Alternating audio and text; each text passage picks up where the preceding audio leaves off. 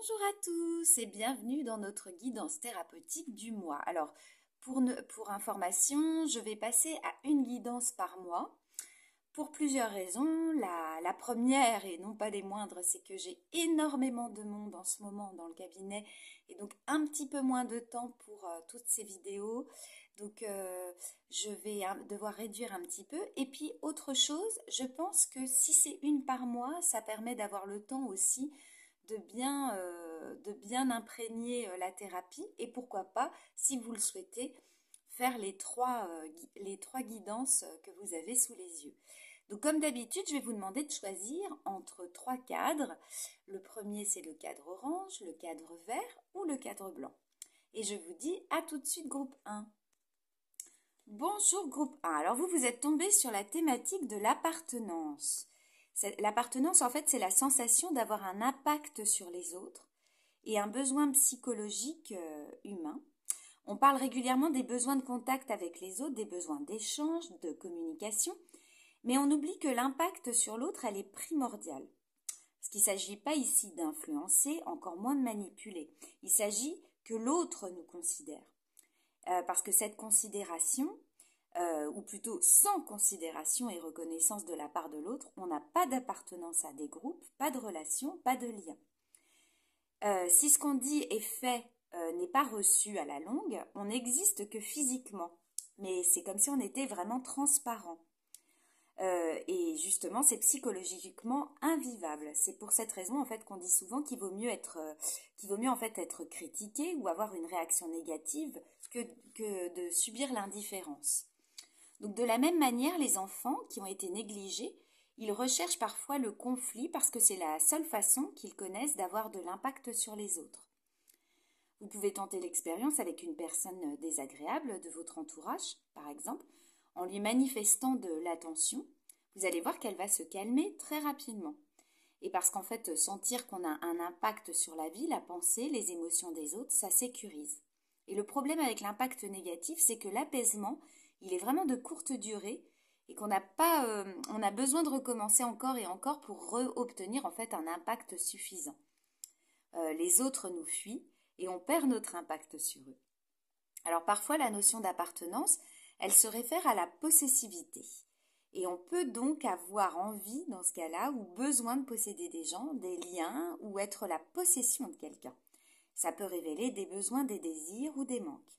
Donc groupe 1, est-ce que vous avez une idée de l'impact que vous avez sur vos parents, sur vos collègues et sur vos amis? Est-ce que vous savez comment vous recherchez l'impact sur eux? Est-ce que vous parvenez à identifier comment vous vous y prenez pour sentir cet impact? De quoi avez-vous la sensation de faire partie? Un monde, une communauté, un genre, une famille, d'autres choses? Est-ce que vous avez déjà eu la sensation d'appartenir à quelqu'un? Voilà groupe 1. Bon écoutez, je vous souhaite une très belle thérapie et je vous souhaite aussi une très bonne journée. À bientôt, au revoir. Bonjour groupe 2, alors vous êtes tombé sur la thématique de la tristesse. La tristesse, c'est vraiment l'émotion de la perte. Comme toutes ces sœurs de la famille des émotions, elle nous est très utile. Même si elle n'est pas très agréable, elle est pas négative en fait. La tristesse, elle nous permet de savoir qu'on a besoin de réconfort. Souvent, quelque chose d'important nous a été retiré. Une relation, un être cher, une situation, et ça fait mal.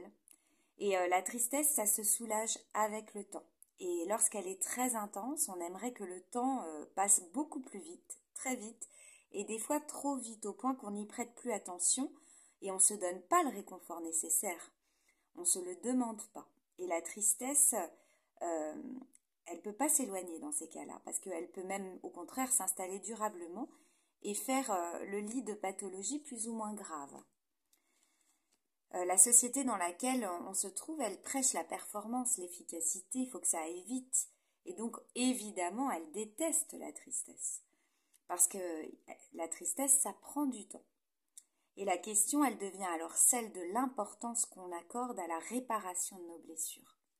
Donc, groupe 2, est-ce que vous savez prendre le temps du réconfort nécessaire lorsque vous êtes triste. Comment est-ce que ça se passait quand vous étiez enfant, quand vous étiez triste? Comment réagissaient les adultes autour de vous? Est-ce que vous avez déjà vu vos parents tristes? Quelles sont les choses que vous savez réconfortantes pour vous lorsque vous en avez besoin? Est-ce que vous vous autorisez à vivre, dire et montrer votre tristesse? Ou au contraire, est-ce que vous la cachez derrière de la fatigue quand elle est là? Qu'est-ce qui vous rend triste aujourd'hui dans votre vie et comment ça s'exprime? Voilà, groupe 2, c'est une thématique qui peut paraître un peu lourde, mais au final, elle est très intéressante parce que malheureusement dans la vie, on fait face à un moment donné à de la tristesse, parfois plusieurs fois, parfois plus ou moins intensément. Et c'est vrai que savoir l'exprimer, savoir la laisser sortir de nous, accepter que ça prenne un peu de temps, c'est une vraie force. Voilà, je vous souhaite une très bonne journée. À bientôt, au revoir. Bonjour groupe 3, alors vous êtes tombé sur le choix, faire un choix. En fait, c'est difficile de faire un choix parce que c'est forcément renoncer à quelque chose.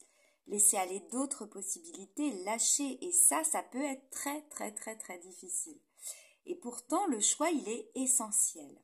Alors, pour quelle raison? Parce que déjà, c'est deux options qui nous permettent de ne plus subir. Et ne plus avoir d'option, c'est ne plus avoir aucun contrôle. Et ne plus rien contrôler, c'est rarement agréable. C'est même le plus souvent très angoissant et il peut arriver régulièrement qu'on ait le sentiment d'endurer sans pouvoir agir dans quelque sens que ce soit. Et parfois c'est véritablement le cas. Mais en réalité c'est une situation qui est plus rare qu'il n'y paraît parce que le nez dans le guidon et dans la souffrance, on ne voit pas toujours plus les options qui s'offrent à nous. Et dans ces situations-là, l'aide elle est plutôt bienvenue. Parce qu'elle va nous permettre de prendre un regard objectif et du coup de pouvoir peut-être changer d'angle de vue par rapport à notre caméra intérieure pour pouvoir remettre du choix là où il nous semble qu'il n'y en a plus. Et à l'inverse, avoir trop de choix, ça pose aussi problème parce que le cerveau ne sait plus par quel bout prendre le problème qu'il doit résoudre. Et potentiellement, c'est l'inhibition. Donc on peut également avoir l'angoisse de renoncer et de plus savoir ou pouvoir faire un choix et se décider. On fait un peu du surplace dans ces cas-là. Donc sur ces différents points, voici quelques axes de réflexion. Quand vous fermez la porte à des options, est-ce que vous savez pourquoi? Groupe 3. Est-ce que vous avez déjà tenté de faire un choix que vous n'avez jamais fait? Est-ce que vous avez déjà testé le hasard ou l'intuition lorsque vous ne savez plus quel choix faire? Et quand vous pensez subir, est-ce que vous avez déjà demandé de l'aide? Le choix, est-ce que c'est facile pour vous? Est-ce que c'est rapide? Ou au contraire, choisir, c'est vraiment un renoncement difficile pour vous? Et dernière question, qu'avez-vous la sensation de perdre en faisant tel ou tel choix? Voilà groupe 3. Alors ça, c'est une très très belle thématique. Ça faisait longtemps qu'on ne l'avait pas eu, cette carte. Donc j'espère qu'elle vous permettra de mieux comprendre comment vous fonctionnez et surtout de vous aider à faire un choix. En attendant, je vous souhaite une belle journée et je vous dis à bientôt. Au revoir.